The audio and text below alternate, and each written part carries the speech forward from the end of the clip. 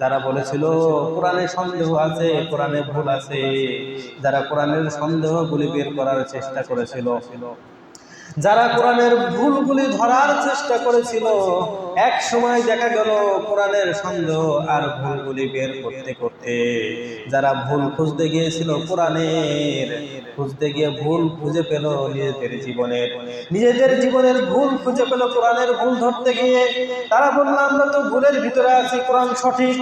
কোরআনের ভুল ধরতে গিয়ে অনেকেই মুসলিম হয়ে গেছে, মুসলমান হয়ে গেছে। আমাদের ভুল আছে, আমাদের জীবনের ভুল আছে, কিন্তু কোরআনের ভিতরে কোনো ভুল নাই। সুবহানাল্লাহ।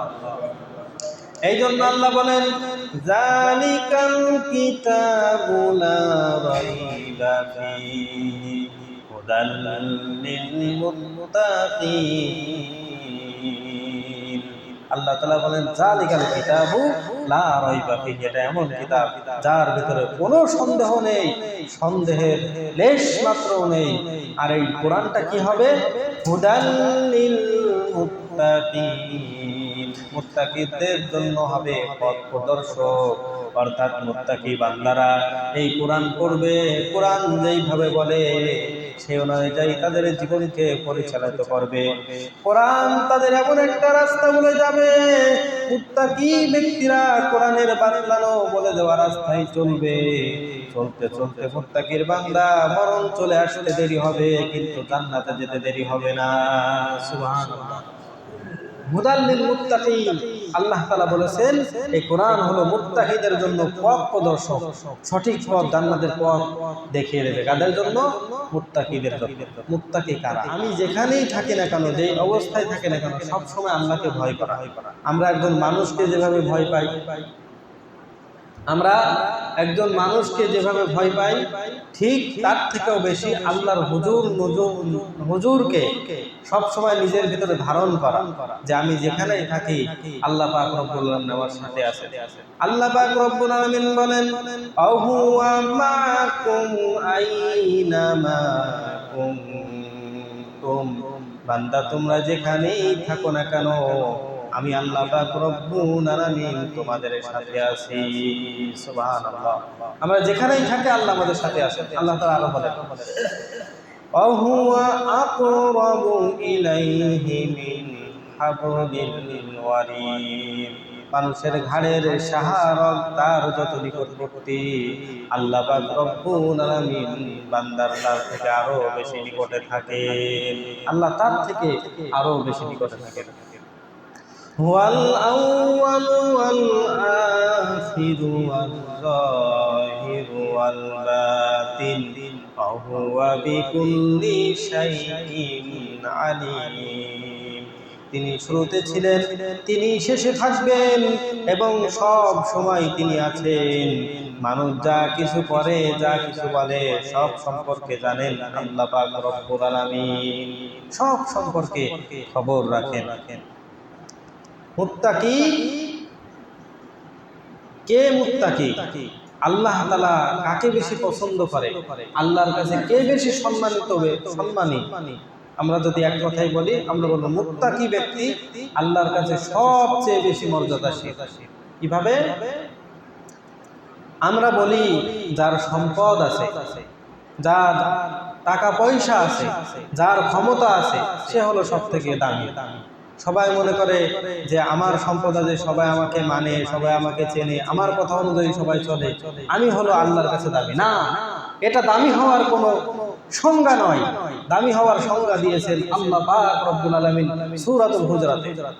আল্লাহ পাক রব্বুল আলামিন বলেন ইন্নামা খালাকনাকুম মিন যাকারিন ওয়া উনসা ওয়া জাআলনাকুম শুউবান ওয়া ক্বাবাইলা লিতাআরাফু ইন্নামা আকরামাকুম ইনদাল্লাহি আতকাকুম। আল্লাহ তাআলা বলেন ইন্নামা খালাকনাকুম মিন যাকারিন ওয়া উনসা, আমি তোমাদের এক নারী এবং এক পুরুষ থেকেই সৃষ্টি করেছি। হযরত আদম আলাইহিস সালাতু ওয়াস সালাম এবং আমাদের আদি মাতা হাওয়া আলাইহাস সালাম থেকে আল্লাহ তাআলা আমাদের সৃষ্টি করেছেন। তাহলে মা বাবার দিক থেকে আমরা সবাই সন্তান, সবাই সন্তান, সবার মর্যাদা হলো সমান।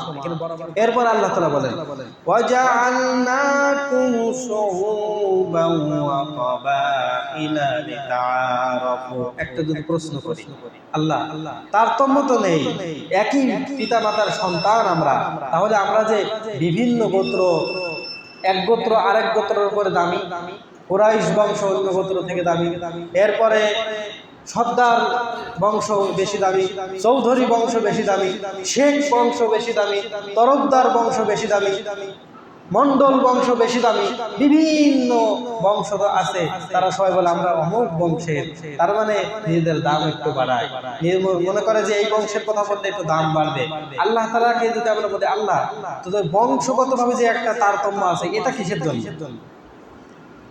আল্লাহ পাক রব্বুল আলামিন বলেন ওয়াজআলনাকুম শুউবান ওয়া ক্বাবাইলা লিতাআরাফু।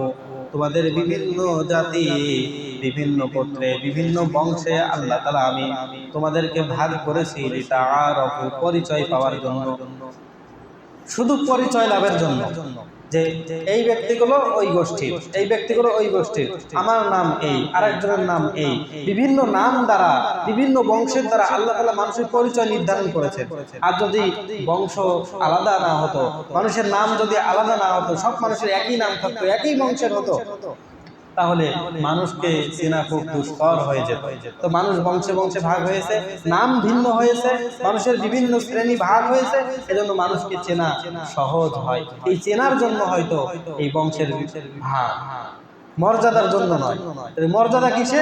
আল্লাহ তাআলা বলেন ইন্নামা আকরামাকুম ইনদাল্লাহি আতকাকুম।